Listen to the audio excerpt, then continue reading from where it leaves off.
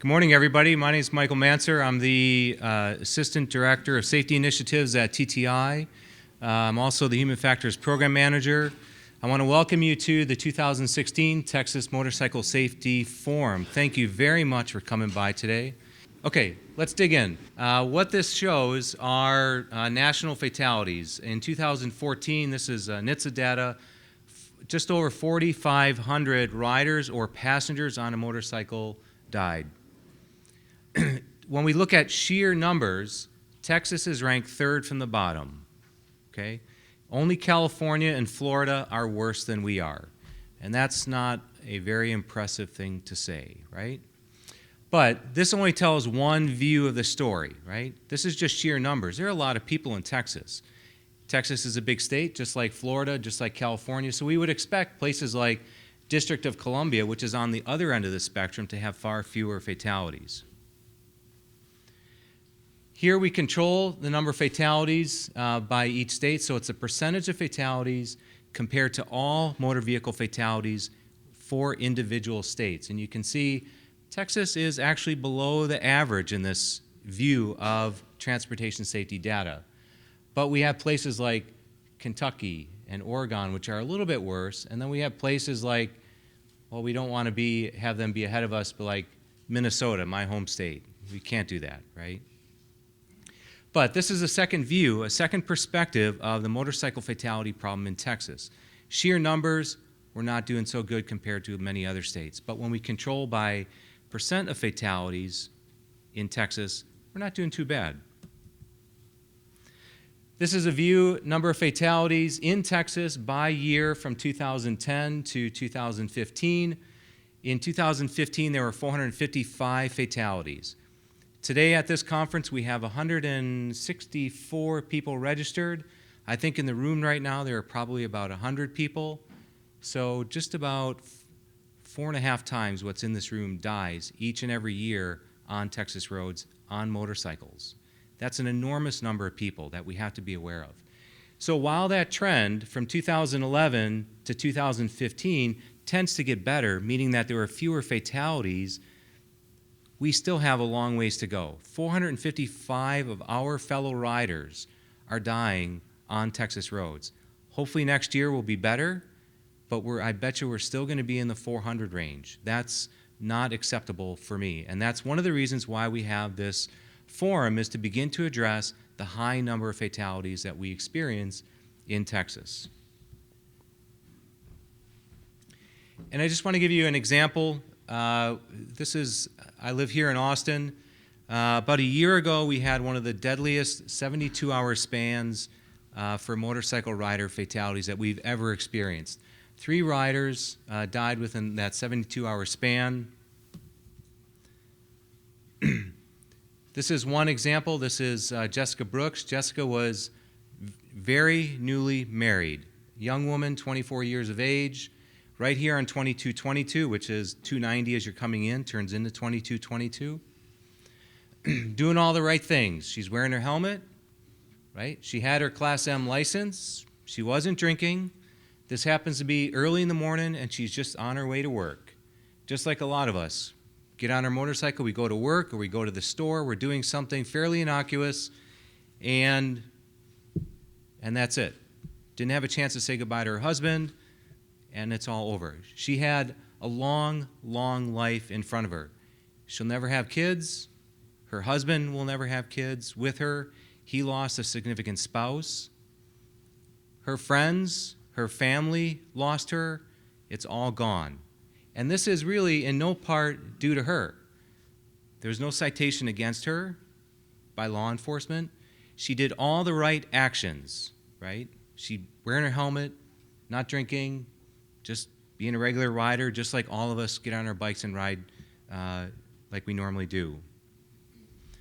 Second example, Anthony Champion, 42-year-old male, riding in the early evening, 6 p.m., again, doing the right actions, wearing his helmet. He had his license, no alcohol, so far so good, but then he has a little slip up, right? He was cited. In this case, the crash report indicates driver inattention and failure to control speed. those aren't big actions, right? How many of us can say they've ever looked down at our speedometer on our motorcycle and a second or two later you're like, oh, shoot, and then we got to get back on the road a little bit, right? Or we don't pay attention to the car that isn't paying attention to us, right? These sorts of actions happen to us as riders probably almost every time we ride, right? Just a little tiny bit of distraction. And that may have been what led to this fatality here. So his little action, driver inattention and failure to control speed, contributed to his death. But these are common to all of us as riders. Last example, Crayvon Corpening Jr., young male, he's on a sport bike, wearing his helmet. It's a good start. He had his Class M license, excellent. Positive BAC, okay? And you can see what time, 1:16 in the morning.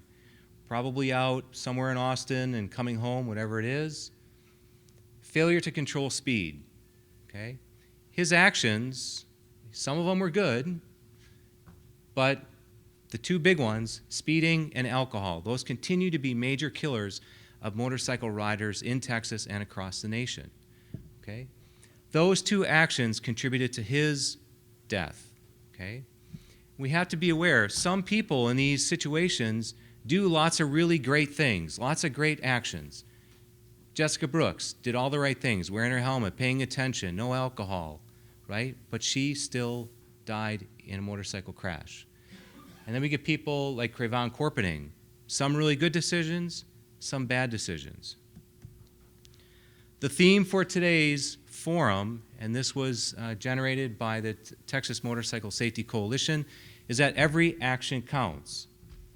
Your action as a rider to do all the right things counts, to wear your gear, to get your helmet, use your helmet, to pay attention, to control your speed. Those are all good, nice, protective factors. Those are actions that you take every single day to improve your safety. There are actions that you take that don't improve your safety, that work against you. And like in Crayvon's example, they work so far against you that they override any safety benefits or any safety actions that you had implemented in the first place. Alcohol, a big, big factor in motorcycle fatalities, right? We know that. But we still see riders, and we still see our friends drinking and going out on the weekends after they've had even just a few beers. There are riders who drink lots of beers. That has to significantly decrease or stop, okay?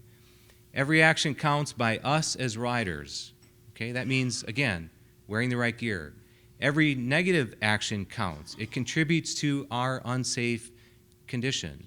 Okay, cars are really big. We know that. I'm preaching to the choir. It's a dangerous thing. Do the right actions. Don't do the wrong actions. I'm not picking on all the riders in this room. We're all part of a larger family of riders.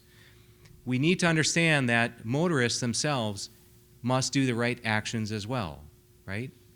It is a two-way street, no pun intended today.